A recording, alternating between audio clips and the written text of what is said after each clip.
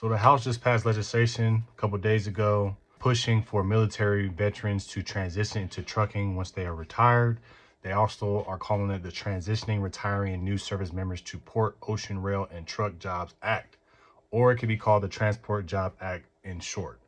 Really, basically what it is, they're trying to get people that are in the military, that are veterans, once they retire, to get them into trucking because of the infrastructure. They just passed this legislation through the House. Basically, they want to direct the Secretary of Transportation to work with other federal agencies to develop and release a plan that would identify barriers to hiring veterans in trucking, rail, shipping, and other critical roles.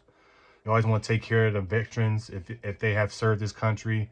Definitely want to give them an opportunity to continue to use the skill that they learned in the service and bring it into real life and actually make some money.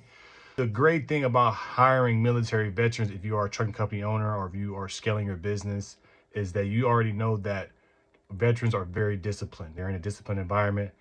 They're in an environment that takes no shit, point blank period. I think that would be good for the industry and also give the industry a positive image as well. One negative about this is about 4 or 5 years ago, they tried to put military veterans or see what their opinion is about trucking.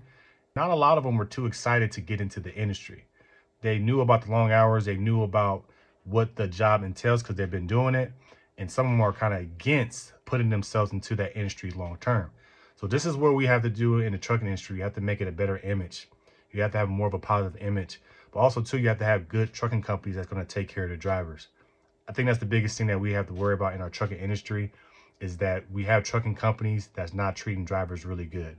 So if you see somebody like military veterans, who are very smart and very disciplined, will be great truck drivers, as a company, you have to take care of them.